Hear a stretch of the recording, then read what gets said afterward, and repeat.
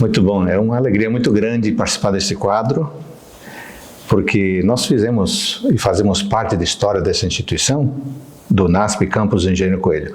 Meu nome é Adolfo Semo Soares, eu sou natural da Bolívia, nasci no dia 18 de fevereiro de 1970, numa pequena cidade chamada Guairamirim, que fica bem ao norte do mapa da Bolívia, na fronteira com Guajará-Mirim, Rondônia. Então, o que faz a divisa lá é um rio chamado Mamoré. E nessa pequena cidade, eu nasci.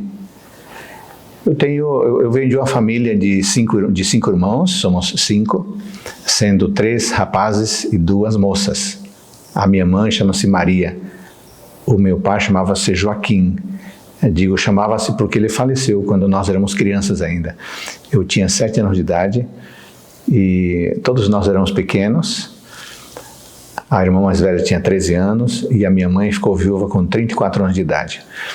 Da minha primeira infância, eu tenho ótimas lembranças do meu pai, ele era marceneiro, do trabalho dele, dos passeios que fazíamos em bicicleta, das vezes que fomos passear numa cidade vizinha chamada Cachoeira Esperança, para pescar, para passear. Então, dessa primeira etapa da primeira infância, eu tenho boas lembranças e eu que consigo lembrar do meu pai. Em relação à segunda infância e até o momento que eu saí do meu país, aos 17 anos, eu cultivei boas amizades, conheci a igreja posteriormente, estudei numa escola adventista. E logo depois, aos 17 anos, vim para o Brasil, aos 19 anos vim para o Brasil para estudar e por aqui fiquei até agora. Bom, eu sou de fato o único adventista da minha família, diferentemente da Janete, que vem de uma família adventista. A minha família era cristã católica, é ainda. Meus 4 irmãos continuam pertencendo à igreja católica, assim como minha mãe. Eu conheci a igreja, eu tinha 12 anos de idade. Foi um episódio interessante. Eu estava indo de casa para o mercado, que fica a 3 quarteirões, e no retorno eu vi um cartaz. E nesse cartaz havia uma pergunta, uma frase interessante que me chamou a atenção. Dizia assim: venha participar do aniversário da mãe de Adão. Falei, mas eu não sabia que Adão tinha mãe. Eu pensei, eu não sabia que dia que ela faz aniversário. E aquela frase me captou a atenção. E o evento seria no sábado. Aquele era um dia de semana, não sei, segunda-feira, terça-feira. Eu cheguei em casa, pedi permissão para minha mãe, ela disse, ok, pode ir. E eu fui de fato, porque era um quarteirão de casa. Era o prédio o auditório da prefeitura da cidade. E eu entrei, estava lotado o auditório. E havia um bolo de festa, e estava tudo preparado para uma festa. E era uma festa mesmo, parecia uma festa de aniversários, de cumpleaños, dizemos em espanhol. E eu era um garoto então de 12 anos, como eu disse, e aquilo me chamou a atenção. Mas o que era? Era uma semana de evangelismo que estava acontecendo aí. E o evangelista era o pastor Alfredo Kremser, que estava já há alguns dias naquele lugar e eu não tinha reparado. E no final das contas eu fiquei sabendo que o aniversário da mãe de Adão era no sábado e que a mãe de Adão era a terra. Logo depois eu soube que aquele era um título evangelístico que vários evangelistas do passado usavam para captar a atenção. Aí no final eu soube que o sábado era o dia de descanso, foi a primeira vez que eu soube disso, informação, ganhamos um pedaço de bolo. Aquele foi meu primeiro contato oficial com a Igreja Adventista do Sétimo Dia. Embora o meu amigo Roberto, que era do meu bairro, a gente jogava futebol juntos, já havia me falado da igreja. Mas aquele foi o primeiro contato com a igreja instituição. Foi importante. Marcou o início. Inclusive, agora, no início deste ano, de 2024, eu liguei para esse pastor, porque nunca mais encontrei nem falei com ele. Eu liguei, achei o telefone dele, e eu liguei, ele já está aposentado. E eu me identifiquei, eu falei, pastor Alfredo, e ele obviamente não se lembrava, né? Eu me identifiquei e contei essa história. Foi muito legal. E meu batismo ocorreu um ano depois, no dia 23 de abril de 1983. 11 meninos e meninas Mas eu, 12, nos batizamos como fruto de um apelo feito na escola onde eu estudava, a escola adventista, uma semana de oração, feita por um pastor adventista, por um pastor brasileiro na cidade, falando português na Bolívia. Ele pediu quem queria ser batizado, fez um apelo, eu já estava estudando a Bíblia, aceitei. Isso foi numa terça-feira e no sábado então me batizei. Quem me batizou foi o pastor da igreja na época, um peruano. Na época a minha união era a União Incaica, que envolvia Peru, Bolívia e Equador. Pastor Flávio Quispe, que ainda está vivo. É peruano e mora no Peru. Nunca mais o encontrei, mas eu sei que ele trabalha ainda por lá. Ou talvez se aposentou recentemente. Esse foi o meu início, junto com a instituição, com a Igreja Adventista do Sétimo Dia. Bom, eu fiz o estudo de escola de ensino fundamental. Comecei numa escola pública na minha cidade, na Bolívia, e depois, com insistência, aquela escola não era boa. Era um desperdício de tempo, ensino muito ruim, e eu insisti com minha mãe para ir para a escola adventista, que era a melhor escola da cidade. E depois de alguns arranjos e acordos familiares, eu fui para lá, já na sétima série. E da sétima série até o quarto ano do ensino médio, lá na Bolívia até o quarto ano do ensino médio, eu estudei num colégio chamado Colégio Adventista Dr. Elmer Botsford, que foi um médico pioneiro, missionário, lá na minha cidade, em Guayaramiri, na Bolívia. Me graduei nessa escola em 1987, mas naquele período eu queria ser médico. Eu queria estudar medicina. Reminiscência do impacto do meu pai, que dizia, você vai ser médico, você vai ser médico. Eu ia muito bem na escola, sempre fui muito bem, era um bom aluno, boas notas. E havia esse sentimento de, se você é um bom aluno, então você tem que ser médico. Mas aos 15 anos, devido à influência de alguns professores de Bíblia, e eu menciono aqui o pastor Oscar Tupinho, que é um peruano, eu acho que ele já está aposentado, trabalhou no Brasil muitos anos. Eu menciono o pastor... pai do Robson, né?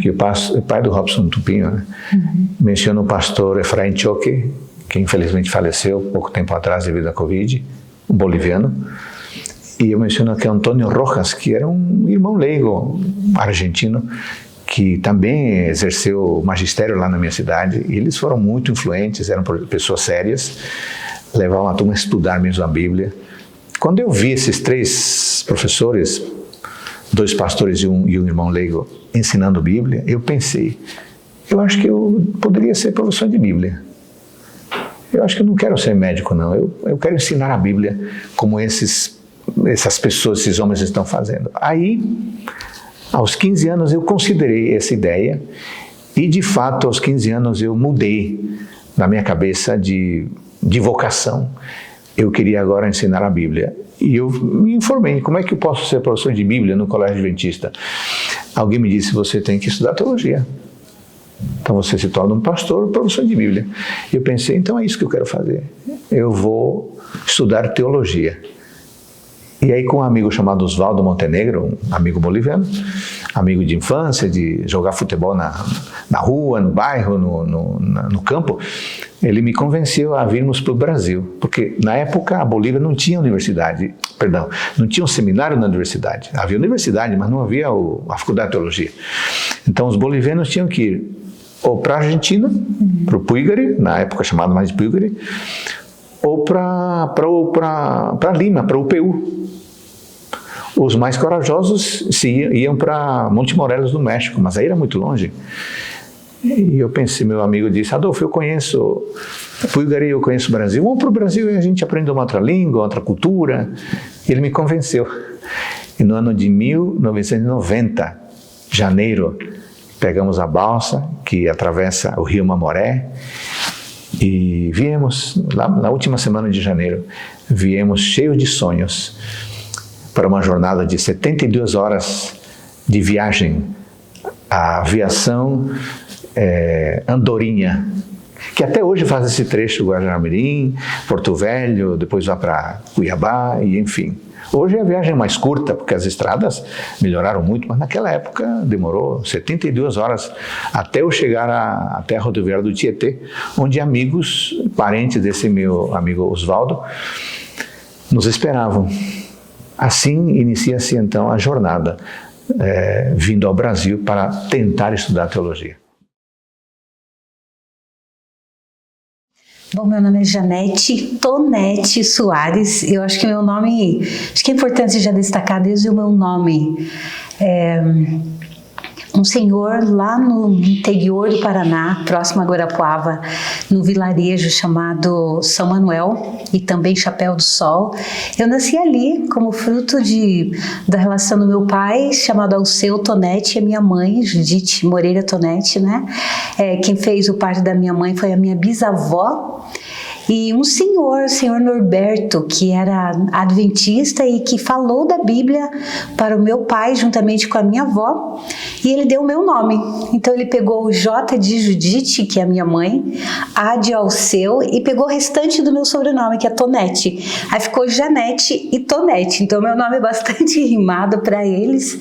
Até então eles estavam criando um novo nome, mas na verdade, com o tempo eles verificaram que era um nome comum, né? Então eu nasci próximo a Guarapuava, vivi talvez os 3, 4 anos ali no interior, né, nas fazendas onde viviam aí os pais do meu pai e da minha mãe também. Eu vivi em meio à natureza, até hoje eu amo muito. Eu vivi em meio às araucárias.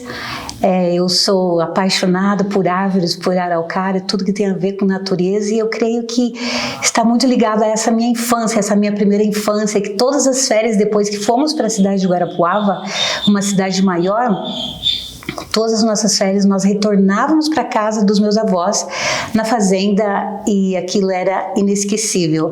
Então nós somos 6 irmãos, né? Eu sou a segunda de 6 irmãos, e por algum tempo então vivemos no sítio, nessa região chamada São Manuel e Chapéu do Sol, que inclusive recentemente eles estão retomando, reconstruindo escolas, a escola e a igreja adventista exatamente como era nessa região. Estou muito feliz com isso. E depois disso, então, fomos para Guarapuava e moramos ali juntamente com a minha família. O meu pai foi um encanador eletricista muito fiel a Deus, a partir do momento que ele conheceu a igreja, né, por influência da minha avó e desse senhor chamado Norberto e da sua família, Tia Eli. Eles começaram a estar e a ficar muito envolvidos na igreja de Guarapuava. Então meu pai foi o primeiro ancião, ajudou a construir muitas igrejas, e esse foi o meu contexto da minha primeira, segunda infância na cidade de Guarapuava, juntamente com toda a minha família e os meus irmãos, sempre ali assistindo à igreja, indo à igreja com meu pai, sábado, domingo à noite, quarta-feira à noite. Eu creio que essa minha herança espiritual é fruto aí do impacto, da influência do meu pai e da minha mãe nesse período. Aliás, eu não falei a minha data de nascimento, é muito parecida com a do Adolfo, com alguns meses de diferença, né? Eu nasci no dia 18 de outubro de 1970, o Adolfo no dia 18 de fevereiro do mesmo ano, então nós temos alguns meses de diferença, né? E desculpa, eu me casei depois, né? Eu me batizei no dia 12 de setembro de 1982, eu tinha 12 anos. Eu não me lembro exatamente se nós já chamávamos de batismo da primavera. Eu só sei que nós éramos mais ou menos 12 a 15 jovens, todos nós ali mais ou menos da mesma idade, e nós fomos batizados por um pastor chamado Nepomuceno de Abreu. Eu nunca me esqueci, mas foi um lindo batismo num domingo à noite, e foi assim, foi marcante, né? Numa noite assim que já não era tão frio, porque a cidade de Guarapuava é muito fria, mas eu me lembro que nós usávamos ali uma roupinha porque estava um pouco frio e a água um pouco gelada também. São essas lembranças que eu tenho deste momento.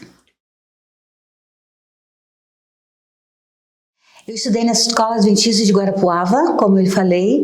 O meu pai era encanador eletricista, era muito difícil, muito pesado para ele pagar a escola, as mensalidades aí de 5 filhos, depois uma 6ª filha, né, que nós fomos 5 próximos e aí teve mais uma. Então meu pai fazia troca, né, de cuidar da manutenção dessa escola nesse contexto de eletricidade, de encanamento, e dessa forma nós todos estudamos na Escola Escola Adventista de Guarapuava. Durante todo esse período, o professor Haroldo Linhares, que ainda está vivo, que é um querido de todos nós, ex-alunos, né? Estudamos ali na cidade de Guarapuava, juntamente nós todos irmãos, e sob a condição de bolsas dessa forma, que em diálogo com o pastor Haroldo Linhares, ele permitiu que nós pudéssemos estudar durante todo o período na Escola Adventista. A Igreja Adventista de Guarapuava é uma igreja muito forte, não apenas a Escola Adventista é bem próximo, mas também o Clube de Desbravadores, nós participamos, nós todos irmãos, durante todo o período da nossa infância, na época.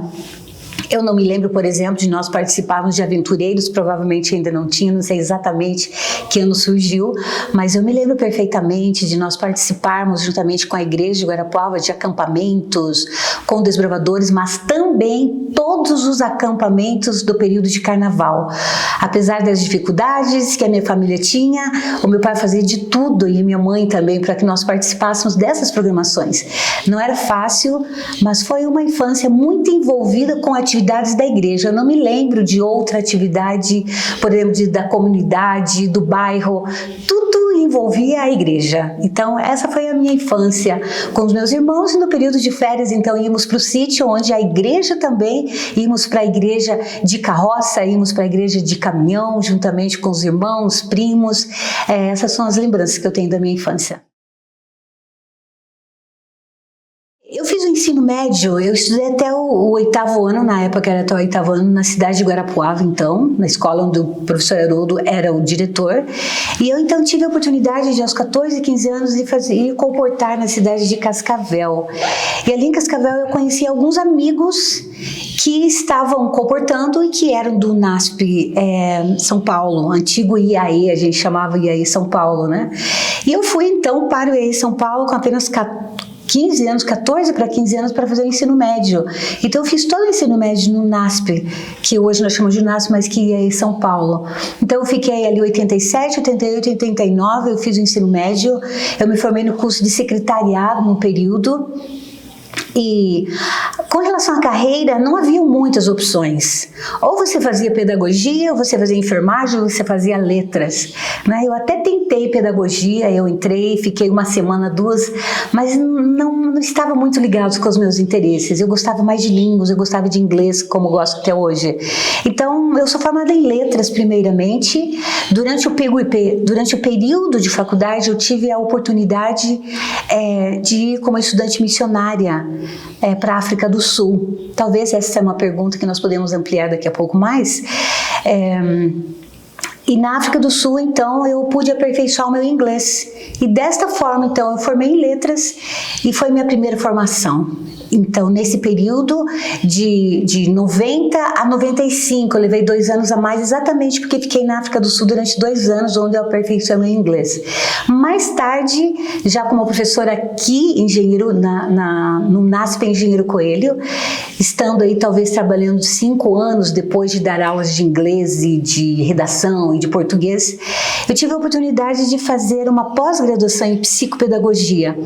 E foi nesse período que eu me encantei com a área da psicologia. Então, com o apoio da escola, da universidade aqui, eu pude fazer o curso de psicologia. Como eu já tinha uma graduação, eu então entrei em contato com algumas universidades para tentar um mestrado. E eu tive a oportunidade de fazer, então, a graduação de psicologia, que era uma segunda graduação. Eu terminei o 1º ano e já entrei no mestrado na PUC Campinas. Na PUC eu ganhei bolsa de 100%, foi muito bom. E eu tive todo o meu mestrado aí com uma boa parte pago pelo NASP Engenheiro Coelho, que foi uma grande bênção na época também. Então, eu fiz toda a graduação fazendo o mestrado. Terminei o mestrado, a minha orientadora já pediu, sugeriu que eu já fizesse o doutorado e 1 ano depois eu entrei no doutorado. Então, foi muito rápido que eu fiz a minha segunda graduação, mestrado e doutorado. Então, eu sou formada pela PUC Campinas, tanto o meu mestrado quanto o doutorado na área de psicologia, voltado para a avaliação psicológica, mas mais especificamente no contexto da educação, psicologia educacional, que é inclusive uma das áreas que eu atuo até hoje.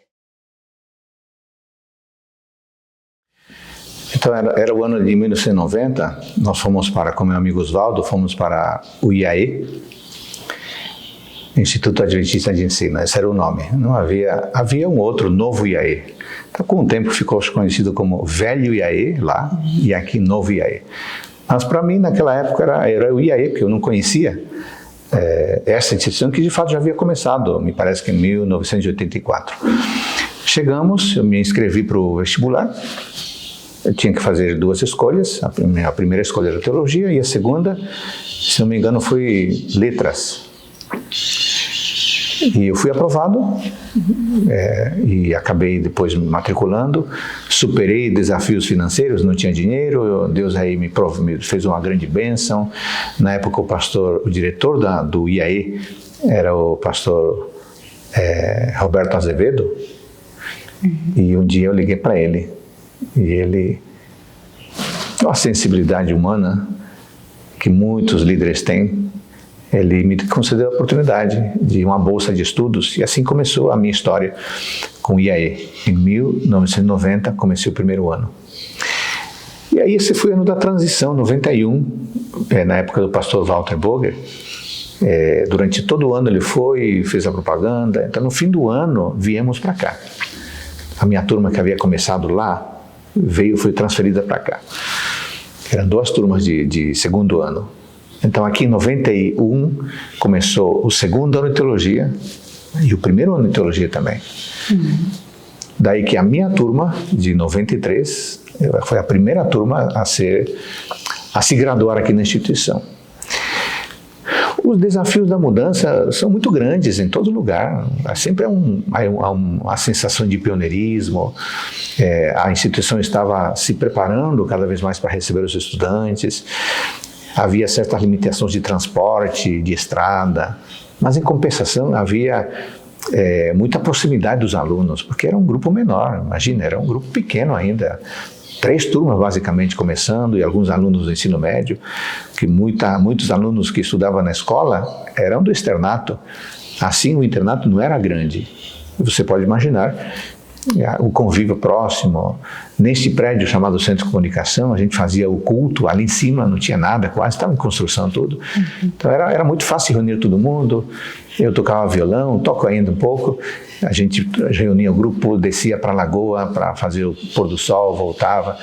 Eram momentos impressionantes. Um outro estilo de amizade, um outro estilo de convívio, muito mais próximo. Por quê? Porque o grupo era pequeno, os professores conseguiam conviver conosco. Eu terminei a graduação em 1993 e logo fui chamado para trabalhar aqui mesmo.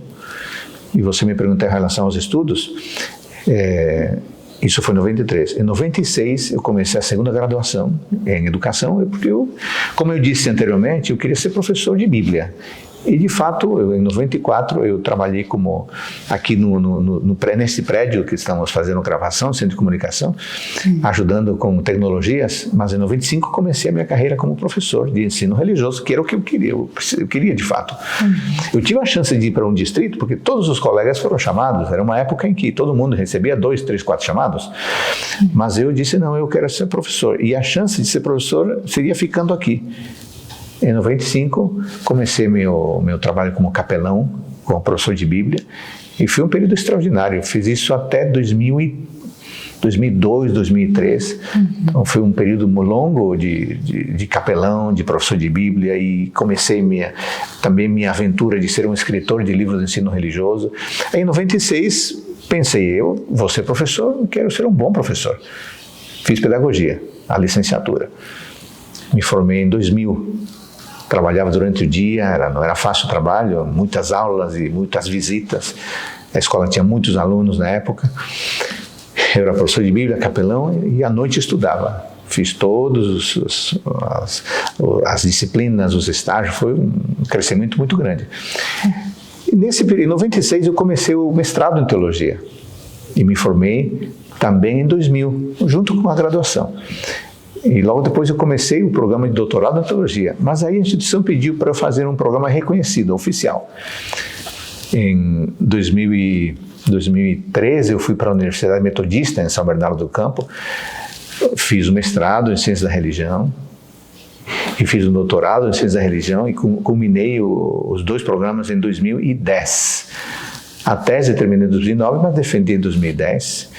Logo depois, uns anos depois, eu fui para os luteranos, na ESTE, Escola Superior de Teologia, em São Leopoldo, no Rio Grande do Sul, e fiz um pós-doutorado em Teologia. Culminei, isso foi em 2015. E nesse período eu sempre gostei de estudar. Quem estuda quer continuar estudando a vida toda. Eu iniciei logo depois um segundo doutorado, desta vez na Argentina, em nosso seminário. E estou agora na fase de escrever a tese e pretendo terminar em um breve período.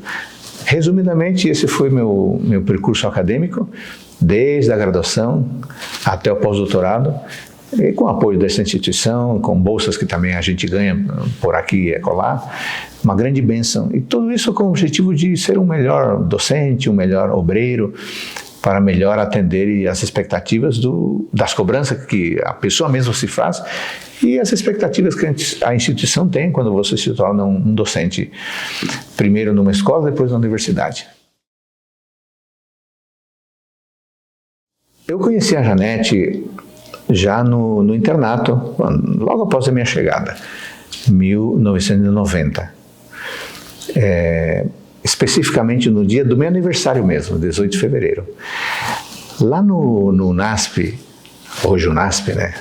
O NASP São Paulo, na época o IAE, há um culto tradicional, conhecido como culto da mata, que começou justamente na nossa época de internato lá, 89 e 90.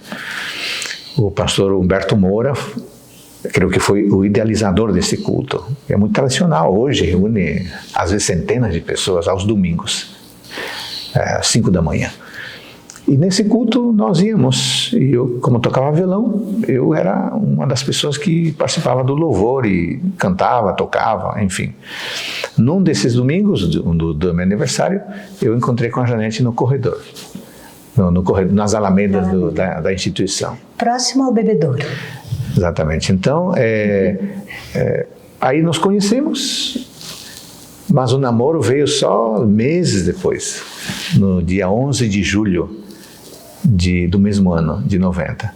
Aí namoramos um longo período, aí veio a transferência para cá, o que dificultou um pouco, porque não era fácil voltar para... Hoje é fácil você pegar um ônibus, tem ônibus que para aqui na portaria e te leva até a rodoviária, mas na época o transporte era muito complicado, a gente dependia muito de carona e ainda a estudante sem dinheiro ou sem recurso era difícil pagar. Todos esses elementos tornavam a visita muito complicada, muito complexa mesmo. Depois, logo, a Janete viajou, como ela mencionou agora há pouco, foi como estudante missionária durante 2 anos, e isso acabou afetando também, mas depois retornamos ao namoro e noivado e posterior casamento no dia 17 de dezembro de 1995, às 11h25 da manhã, em Guarapuava, no Paraná. Sem atrasos. Isso significa que de 95 para cá nós estamos já beirando as 3 décadas de casamento, graças a Deus. Temos 2 meninas, a Yasmin, que fez 25 anos de idade, é casada com o Rodrigo, e ela formou-se aqui no NASP Engenheiro Coelho em arquitetura e estudou a vida inteira aqui também. E temos a Isabela, a nossa caçula, que no momento estuda medicina, no 3º ano, mas que também estudou aqui grande parte do seu ensino, aliás, quase todo o ensino fundamental. Sim, e depois, até metade do oitavo ano. E depois fomos para Brasília na transferência, e ela culminou por lá, no Colégio de Brasília, e depois no internato no IABC. Resumidamente, esse foi o nosso encontro, e tem detalhes que talvez nem seja necessário mencionar.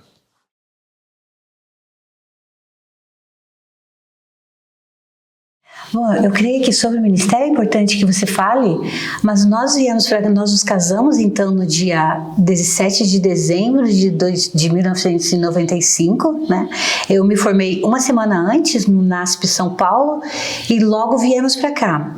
E nos primeiros dias, inclusive, que eu pelo menos cheguei aqui, depois do casamento, eu logo fui buscar emprego na região, né? Porque eu imaginei que o quadro de professores já estava formado. Mas eu tive o privilégio, o convite, naquele mesmo ano, para ser professora de inglês na instituição. Então, nós estávamos muito felizes, os dois trabalhando na escola fundamental, né, lá embaixo. Inclusive, a professora Edmeia, né, deu um grande apoio para o professor no começo, e depois nós tivemos outros diretores maravilhosos que estiveram conosco, nos dando todo esse suporte. Então, eu passei a ser professora de inglês e de redação, e o Adolfo era professor de religião, e a nossa vida, os anos voaram. Eu trabalhei na escola durante 10 anos, o Adolfo, claro, um pouco mais, continuou, já estava trabalhando, porque eu cheguei em 95, ele já estava desde 94, né? Esses anos voaram, porque nós trabalhávamos o tempo todo, a nossa carga horária era muito grande. Durante as férias, por exemplo, nós tínhamos cursos aqui no NASP, e nós éramos convidados, por exemplo, inclusive para limpar os dormitórios, lembra?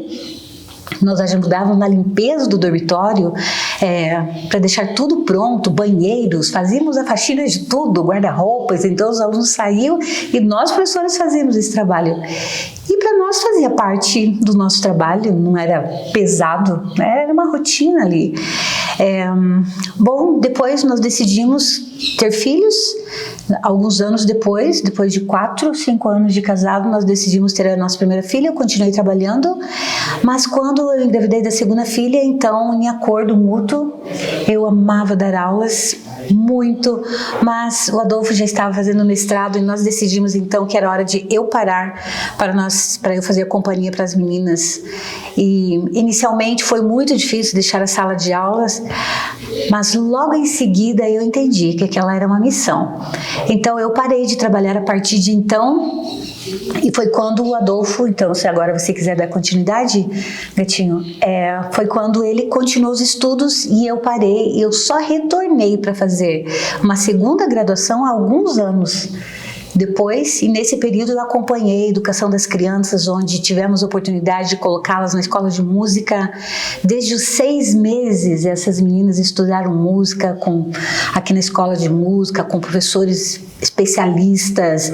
Foi um período dourado, eu poderia dizer, né? Onde as tardes nós passávamos acompanhando as crianças na escola de música, tendo esse privilégio de acompanhar no culto de manhã, fazer o culto com elas, estar junto, diminuir com certeza aí os gastos, né? Mas conseguir preparar o alimento sem precisar recorrer à ajuda de outras pessoas. Foi uma bênção muito grande. Neste período, tem um fato, se eu puder contar, muito importante. Durante esse período, então, eu fiquei muito preocupada, porque o meu salário ajudava muito, né, na manutenção agora de 2 filhas, e de nós todos nesse contexto. Tínhamos um carro e gasolina, e tudo eram gastos, né, significativos. Mas no ano que eu parei, o Adolfo foi convidado para escrever livros pela CPB. E foi tão impressionante, porque o valor, claro, tem os direitos autorais, não são lá muitos, mas eles são muito importantes e significativos. E durante este ano que eu parei de trabalhar, o Adolfo passou a receber os direitos autorais. E quando nós fomos avaliar qual era a quantidade desses direitos autorais, ele era praticamente a mesma coisa do valor que eu receberia durante o ano todo, se eu estivesse dando aula. Então Deus nos abençoou desde então, e eu tive o privilégio de acompanhar nossas meninas por muitos anos, aí até que elas entraram na escola eu tive a oportunidade de voltar a estudar. Bom, o início da nossa vida ministerial foi ligado totalmente ao ensino de Bíblia. Então, na minha cabeça, sempre eu fiz do magistério o meu ministério, porque o que eu queria fazer. A Bíblia é clara em dizer que há dons, e o dom do ensino é um deles. O pastor de igreja também ensina, ele prega ensinando, ele dá estudos bíblicos, ensina, ele visita alguém, ensina alguma coisa em casa, está aconselhando, está ensinando. O ensino está misturado, está entrelaçado muito proximamente com o ministério pastoral. Então, desde cedo eu assumi esse papel. Eu serei o pastor da sala de aula. A sala de aula será a minha igreja e os alunos serão as minhas ovelhas. E de fato vivi isso longos anos. Este ano eu completo 31 anos de magistério. E todos os anos ensinando, mesmo depois de indo para a divisão, numa função diferente, todos os anos eu ensino. Esses dias que estou por aqui no NASP, eu ensinei para 3 turmas de mestrado e doutorado. Semana que vem eu vou para a UniAN para ensinar para uma turma de mestrado. Só para dizer que eu nunca me desvencilhei do ensino, porque este de fato é meu ministério, o magistério é meu ministério. Mas no início do nosso trabalho aqui, um pouco depois de alguns anos de trabalho, para a finalidade de ordenação pastoral, eu ajudei e acompanhei intensamente a Igreja Adventista em Olambra, que fica perto aqui da instituição. Na época com o pastor Miranda, que era o líder do trabalho, junto com o doutor pastor Flávio Pazini, eu era companheiro deles nos cultos de domingo, de quarta, de sábado. Pegávamos a Kombi que pertencia ao seminário, eu pegava a Kombi, passava nas chácaras dos irmãos em Olambra, os arredores, buscando cada família, colocando no Kombi, levando, voltava para buscar outros, depois trazia de volta. Vivi intensamente 2 anos e meio, e fazia parte do requerimento da ordenação pastoral. E aí então fomos ordenados ao ministério no ano 2000. Digo fomos porque na Igreja Adventista você não é ordenado solteiro, então você depende de um bom casamento, depende da aprovação da esposa.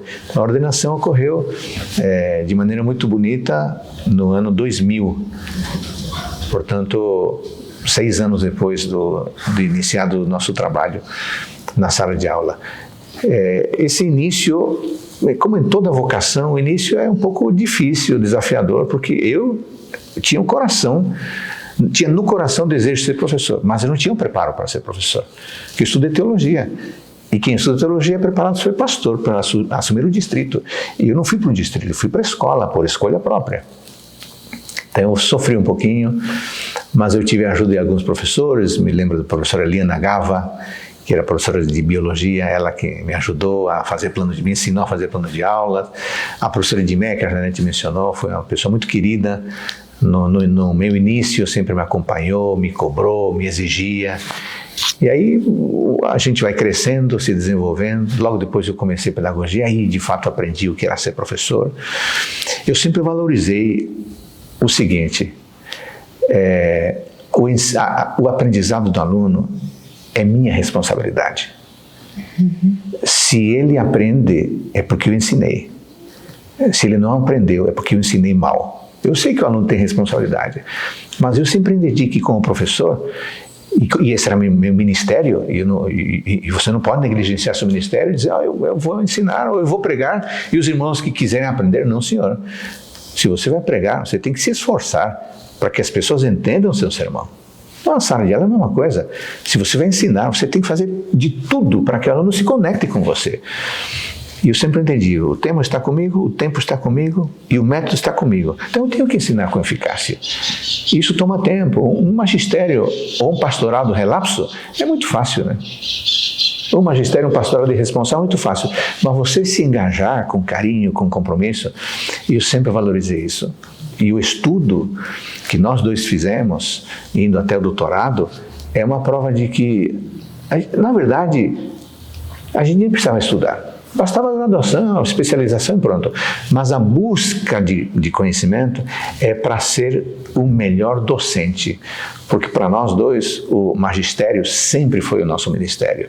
E a sala de aula era a nossa pequena igreja que nós pastoreávamos. Tanto isso é verdade que a Janete e eu levávamos costumeiramente turmas lá para casa. Turmas de estudantes.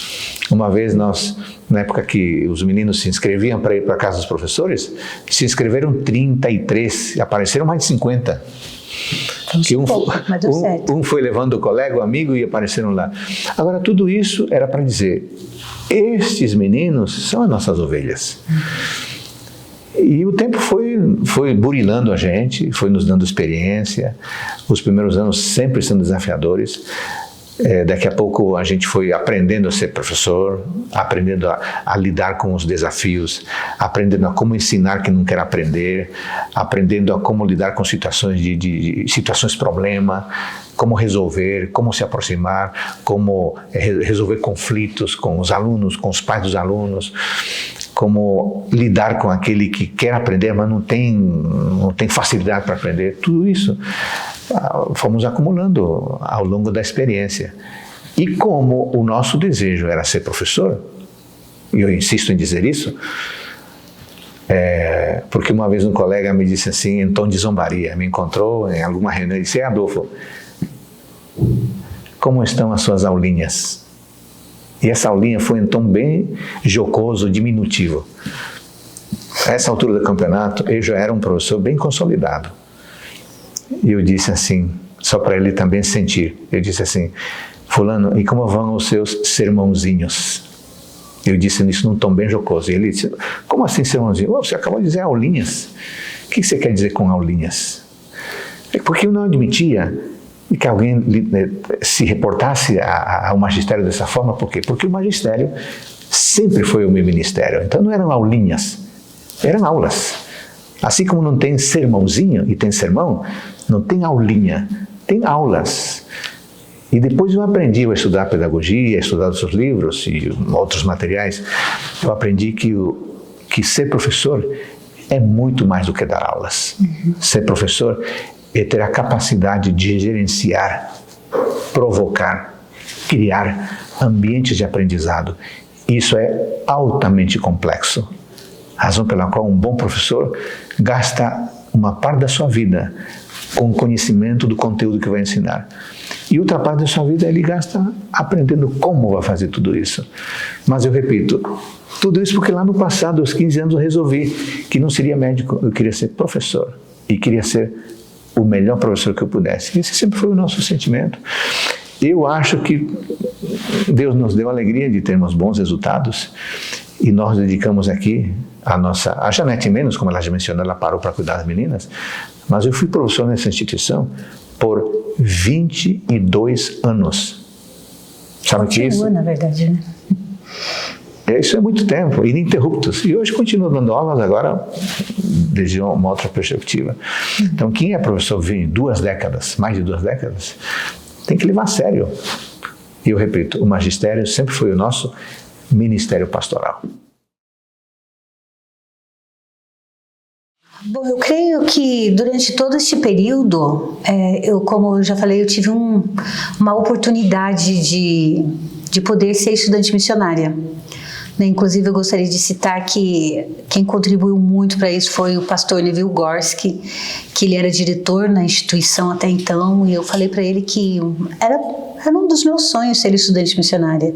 Mas eu não queria apenas servir e ir lá fazer um trabalho, porque isso nós podemos fazer. Foram muitos os trabalhos missionários, voluntários que nós fizemos, mas eu também gostaria de aproveitar esse período para aprimorar meu conhecimento e continuar sendo útil, continuar sendo uma bênção. Então, eu tive a oportunidade de ir para a África do Sul.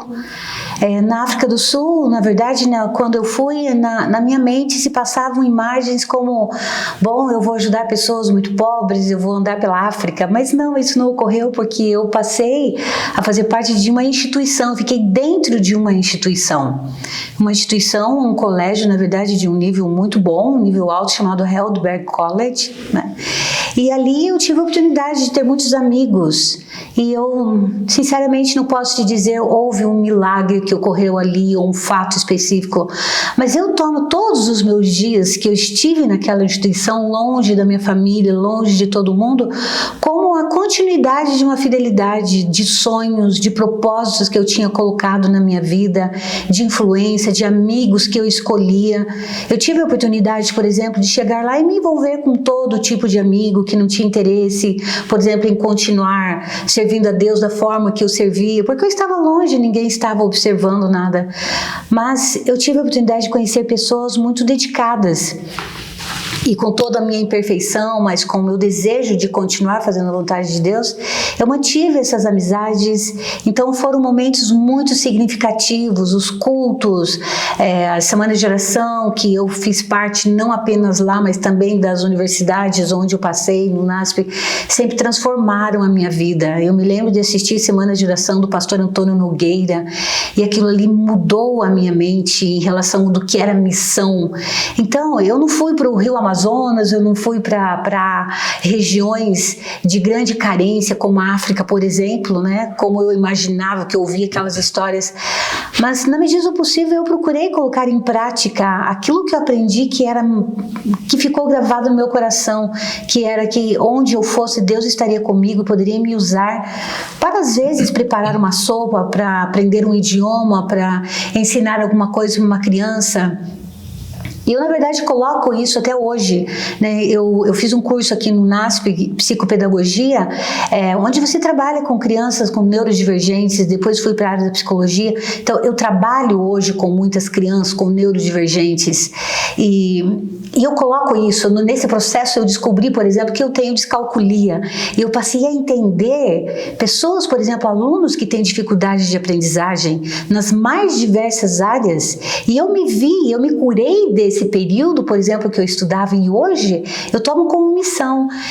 Por exemplo, eu tenho vários pacientes que eu atendo, mas eu constantemente tenho um grupo de pacientes que eu não cobro absolutamente nada, porque eu sei que essas pessoas precisam de ajuda para se curarem, precisam de ajuda para os seus sofrimentos psíquicos, sejam eles os quais foram, mas essa missão está no meu coração hoje. Eu não me vejo uma psicóloga que tem uma grande rentabilidade, embora, graças a Deus, seja muito positivo. Eu também dou aula numa universidade, mas eu me sinto muito bem de continuar essa missão com muitos dos meus pacientes.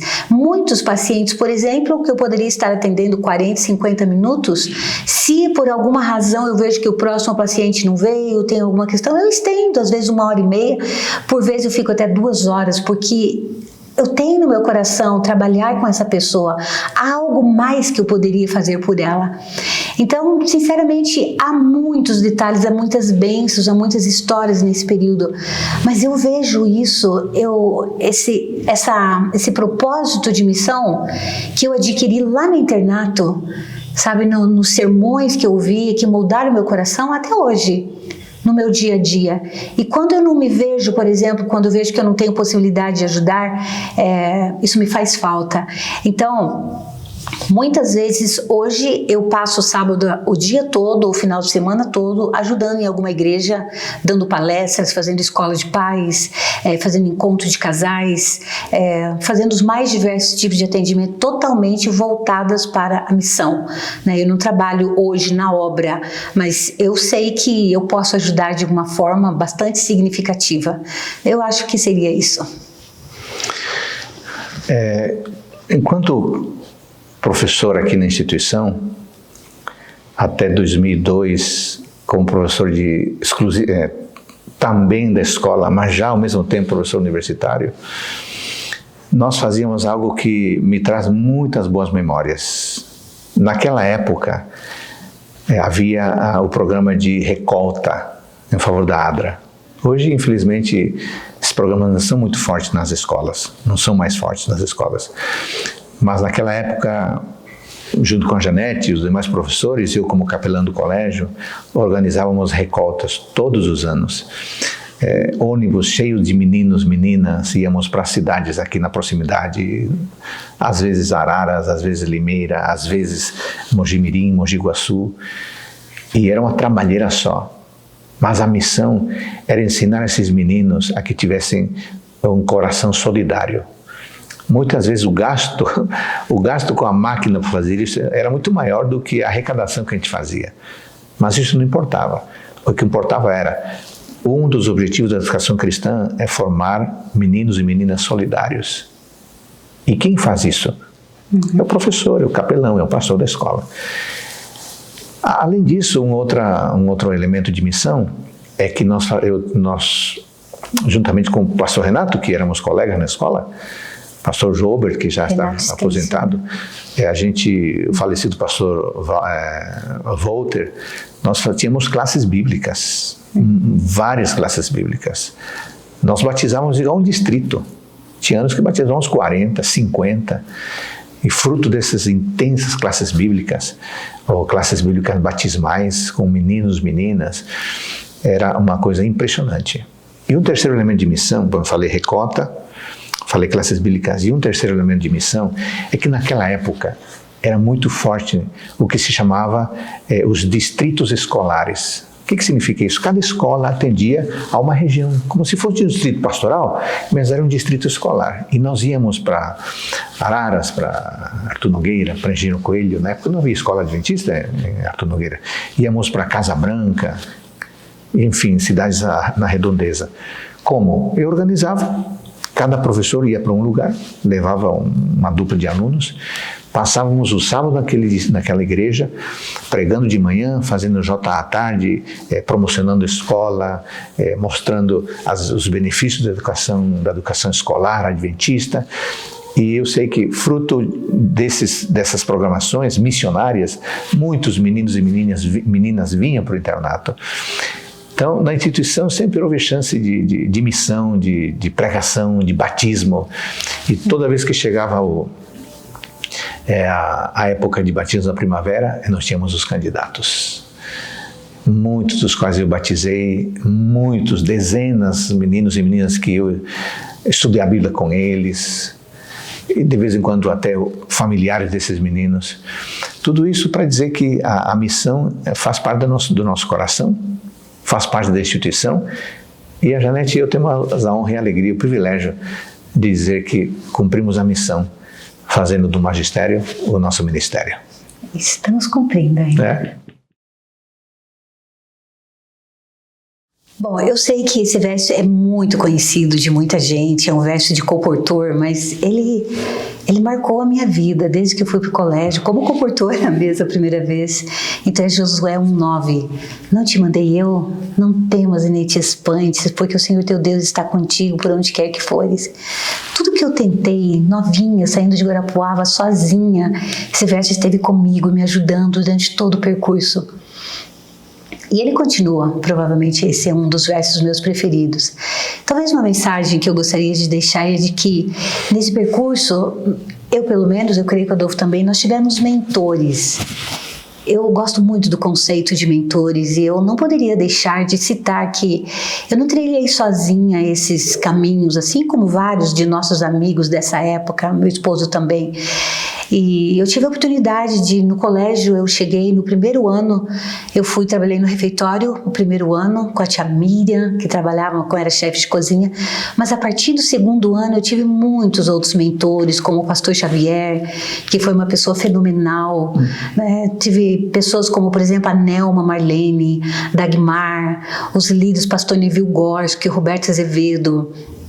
Eu me lembro de um dia, estava namorando um rapaz que talvez não era assim a melhor escolha na época, e o pastor Xavier foi num sábado à noite no dormitório, pediu para me chamar e falou: Janete, eu queria falar contigo. Ele era meu chefe durante a semana. E ele conversou comigo sobre esse assunto, foi muito bom. Então são mentores, pessoas que fazem a diferença na nossa vida. Depois de casado, o Dr. Silveira, dando-nos conselhos, né? A família Silveira foi muito querida de todos nós. Na África do Sul tive pessoas maravilhosas, como a doutora Denise Stein também. Então eu creio que a minha mensagem final seria isso: nós não percorremos a vida sozinhas. E há nesse percurso muitas pessoas nos deixando pequenos sinais que gostariam de nos ver bem. E faz bem nós pararmos e colocarmos em prática, porque eles têm a experiência e nós a vivência, estamos nesse percurso. Quando nós unimos esses dois aspectos, certamente que faz uma grande diferença. O meu verso preferido, que me acompanha desde muitos anos, é o Salmo 37:5. Entrega teu caminho ao Senhor, confia nele e o mais ele fará. Esse verso me acompanha desde o dia em que eu atravessei a fronteira que divide a Bolívia do Brasil. Estávamos na balsa com meu amigo Oswaldo Montenegro. Eu estava com uma sacola, um velho violão, e com muitos sonhos, e tinha 19 anos de idade. E eu pensei, estou indo para o desconhecido, como se fosse Abraão, né? Eu disse, o que eu vou fazer num país que não fala a minha língua? É uma cultura diferente. E naquele instante eu me lembrei do Salmo 37:5. E esse salmo então me acompanhou. Mas você pode imaginar um garoto de 19 anos indo para o desconhecido, sem apoio financeiro, só você e Deus mesmo. Entrega teu caminho ao Senhor, confia nele e o mais ele fará. E esse texto me acompanhou, primeiro ano, segundo ano, ao longo de toda a jornada, apareceram pessoas para ajudar, mas eu entendia, essas pessoas estão aparecendo porque é parte do cumprimento da promessa de Deus. Eu entreguei minha vida a Ele, e Ele prometeu, entrega teu caminho ao Senhor, confia nele e o mais ele fará. Quando terminamos o doutorado, em 2010, a Janete e eu fizemos uma festinha para convidar alguns amigos, aqui, ali no prédio de ensino superior. E convidamos um pouco mais de uma dezena de amigos que foram os nossos sustentos no período de formação, e reconhecemos publicamente de que Deus usa pessoas para nos ajudar. Ele não manda anjos, Ele manda gente de carne e osso, gente que tem suas limitações, mas que decidiu fazer do bom exemplo, da ajuda, a sua missão. E essas pessoas apareceram no nosso caminho, claro que apareceram. Ninguém sobe o pódio sozinho. Então a minha mensagem é, entregue o seu caminho ao Senhor, confia nele e o mais ele fará. Se você tiver Deus no coração e um sonho na cabeça, você poderá ir muito longe, pela graça de Deus.